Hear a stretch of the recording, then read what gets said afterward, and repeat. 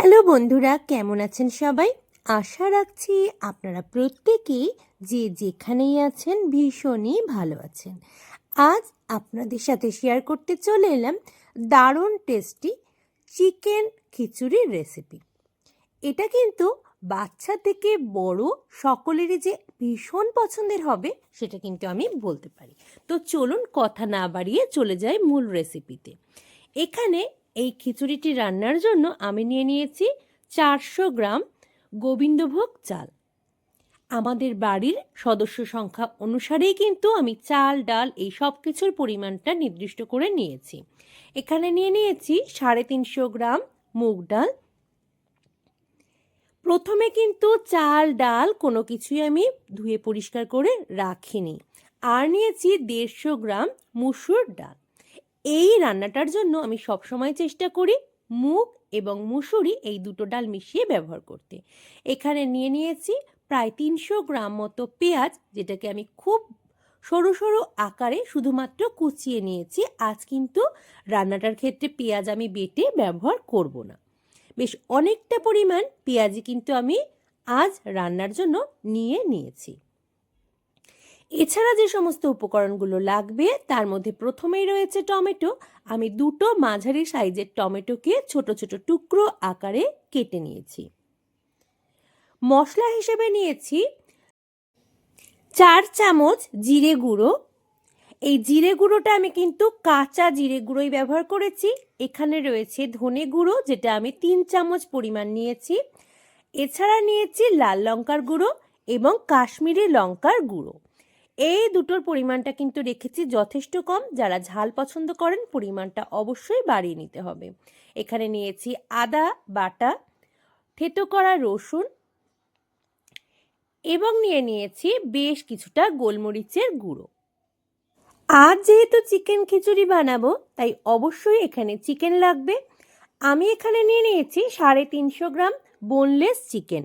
যে চিকেনটাকে আমি আরও বেশি ছোট ছোট পিস আকারে করে নিয়েছি, একেবারে কিমা কিন্তু করে নিয়ে নিই। প্রথমেই পরিষ্কার করে নিয়ে চিকেনের মধ্যে নিয়ে নিলাম লবণ।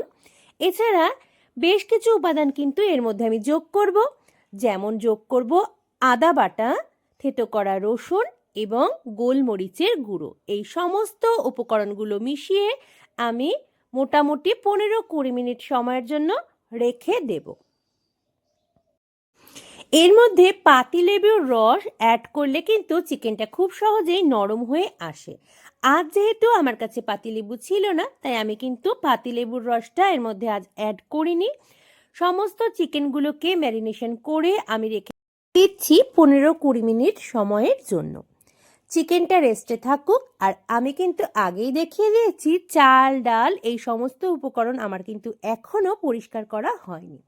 প্রথমে আমি এখন নিয়ে নিচ্ছি একটা বড় কড়াই, আর এর মধ্যে মুগ ডাল সম্পূর্ণটুকুই কিন্তু খুব ভালোভাবে নেড়ে চেড়ে ভেজে নেব ধোয়ার আগেই। গ্যাসের ফ্লেমটা এখন মিডিয়ামে রেখেছি আর এখন কিন্তু খুব ভালোভাবে বেশ কিছুক্ষণ সময়ের জন্য ভেজে নিচ্ছি ডালটাকে। মুগ ডালটা আমি কিন্তু বেশ কিছু সময়ের জন্য ভেজে নিয়েছি আর দেখুন কালার চেঞ্জ হতে শুরু করে দিয়েছে।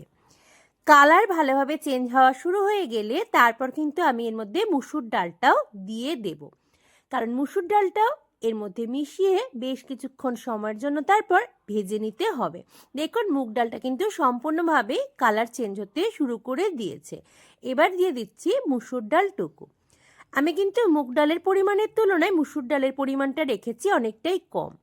আপনারা চাইলে কিন্তু এই অনুপাতটা সমান সমানও রাখতে পারেন। মুসুর ডাল যুক্ত করে দেওয়ার পর বেশ কিছুক্ষণ সময়ের জন্য নাড়িয়ে চাড়িয়ে এই দুটো ডালকে খুব ভালোভাবে ভেজে নিচ্ছি। আর এরপর খুব ভালোভাবে কড়াই থেকে নামিয়ে বেশ কয়েকবারের জন্য কিন্তু ধুয়ে নিয়েছি। ডালের মধ্যে কিন্তু একটা সাদা সাদা নোংরা থেকে যায়, সেটা কিন্তু ভাজার পর অবশ্যই ধুয়ে নিতে হবে। অনেকেই ধুয়েও ভাজেন, তবে সেক্ষেত্রে কিন্তু কড়াইয়ের মধ্যে আটকে যাওয়ার একটা প্রবল সম্ভাবনা থেকে যায়। আমি কড়াই থেকে ডালটা নামিয়ে ধুয়ে নিয়েছি আর এদিকে আবার চালটাকেও ভাজতে দিয়ে দিয়েছি। চালটাও কিন্তু আমি শুকনো খোলাতেই ভাজছি, কোনো কিছুই অ্যাড করিনি, ঘি বা তেল অন্য কোনো কিছুই। এবার বেশ খানিকক্ষণ সময়ের জন্য চালটাকেও মিডিয়াম ফ্লেমে ভেজে নিচ্ছি। রান্নাতে এই গোবিন্দভোগ চালটা কাঁচাও ব্যবহার করা যায়, কিংবা যখন ডালগুলো আমি ভাজছিলাম তখনও কিন্তু মিশিয়েও ব্যবহার করা যেত। এক্ষেত্রে রান্নার সময় অনেক সময় দেখা যায় ডালটা সেদ্ধ হতে বেশ সময় লাগে, আর গোবিন্দভোগ চাল কিন্তু খুব সহজেই অল্প সময়ের মধ্যে সেদ্ধ হয়ে যায়, তাই চাল গলে গেলেও ডালগুলো কিন্তু দানাদার থেকে যায়। সেই কারণে আমি এভাবেই করে নেওয়ার চেষ্টা করি। এবার একটা বড় হাঁড়ি নিয়ে নিয়েছি, আর তার মধ্যে বেশ কিছু পরিমাণ জল নিয়ে সেটাকে গরম করতে দিয়ে দিয়েছি। জলের মধ্যে দিয়ে দিচ্ছি গোটা গরম মশলা ফোড়নে। এই জলটার সাথে যখনই গরম মশলাটা ভালোভাবে ফুটে যায় তখন কিন্তু একটা আলাদা মিষ্টি সুগন্ধ ছাড়ে, যেটা আমাদের খুব ভালো লাগে, সেই কারণে আমি এটা দিয়ে থাকি। আপনারা চাইলে এটা স্কিপও করে দিতে পারেন। প্রথমে তো জলটা গরম করে নিয়ে গোটা গরম মশলা দিয়ে দিয়েছি, আর এবার কিন্তু এই জলের মধ্যে দিয়ে দেব পরিমাণ মতো লবণ। লবণটা রান্নার মধ্যেও ব্যবহার করা যায়, তবে আমি কিন্তু জলেই ব্যবহার করার চেষ্টা করি এই লবণটা। পরিমাণ মতো লবণ আমি এই সময় যুক্ত করে দিচ্ছি। আগে থেকে ভেজে ধুয়ে রাখা ডালগুলো আমি কিন্তু এবার এই জলের মধ্যে দিয়ে দিলাম। খুব ভালোভাবে বেশ কয়েকবার ধুয়ে নিয়েছি এই দুটো ডালের মিশ্রণ। এবার কিন্তু এই যে গরম জলটা তার মধ্যে দিয়ে দিলাম। এদিকে চালটাও কিন্তু বেশ সুন্দরভাবে ভাজা ভাজা হয়ে এসেছে। আমি কড়াই থেকে এবার চালগুলোকে নিয়েছি নামিয়ে। চালগুলোকে এখনই রান্নায় ব্যবহার করব না, এবার চলুন বাকি রান্নাটা শুরু করা যাক। প্রথমে নিয়ে নিয়েছি একটা বড় কড়াই, আর এর মধ্যে নিয়ে নেব বেশ কিছু পরিমাণ সর্ষের তেল। আজ খিচুড়িটা আমি কিন্তু সর্ষের তেলেই বানাবো। প্রথমে তেলটাকে খুব ভালোভাবে গরম হতে দেব, আর গরম হয়ে যাওয়ার পর এর মধ্যে ফোড়ন হিসাবে নিয়ে নেব বেশ কিছু উপাদান। তেল কিন্তু গরম হয়ে গেছে, আর এর মধ্যে এবার দিয়ে দেব গোটা জিরে, শুকনো লঙ্কা এবং গোটা গরম মশলা। এই উপকরণগুলো দেবার পর কয়েক মিনিট সময়ের জন্য কালার চেঞ্জ হতে দেব, এবং ভাজা ভাজা হয়ে গেলে কিন্তু একটা সুন্দর সুগন্ধ বেরোতে শুরু করে দেবে। এবার দিয়ে দিচ্ছি আগে থেকে কুচিয়ে রাখা পেঁয়াজ কুচিগুলো। পেঁয়াজ কুচিগুলো আমি কিন্তু আজ বেরেস্তার মতো যে পেঁয়াজ হয় বা পেঁয়াজ কাটা হয় ঠিক সেভাবেই রাখার চেষ্টা করেছি। খুব ছোট কুচি বা বেটে নেওয়া পেঁয়াজ আমি কিন্তু আজ রান্নার জন্য ব্যবহার করব না। পেঁয়াজটাকে খুব ভালোভাবে বেশ কিছুক্ষণ সময়ের জন্য ভেজে নেব, আর এদিকে দেখুন পেঁয়াজটা কিন্তু কালার চেঞ্জ হতেও শুরু করে দিয়েছে। অন্যদিকে আমি কিন্তু ডালটা সেদ্ধ হতে বসিয়ে দিয়েছিলাম। ডালটা এবার দেখে নিচ্ছি, ডালটা কিন্তু বেশ কিছুটাই সেদ্ধ হয়ে গেছে। এরকম পর্যায়ে আমি এবার এর মধ্যে চালগুলো দিয়ে দেব।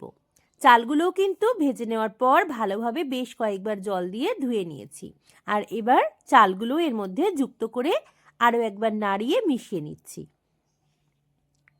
ডাল সেদ্ধ করতে দেওয়ার সময় আমি কিন্তু ওর মধ্যে যতটা লবণ আমার লাগবে বলে মনে হয়েছে ততটা লবণ দিয়ে দিয়েছি, আর পরবর্তী সময় অবশ্যই একটু টেস্ট করে দেখে নেব লবণ ঠিক আছে কিনা।